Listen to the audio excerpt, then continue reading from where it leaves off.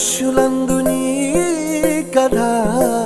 మహర్షిలాగా సాగదా మనుష్యులందు నీ కథ మహర్షిలాగా సాగదా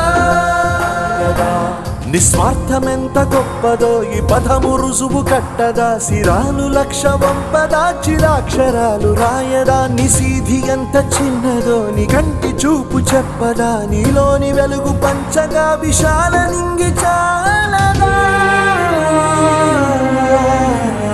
మనుష్యులందు నీ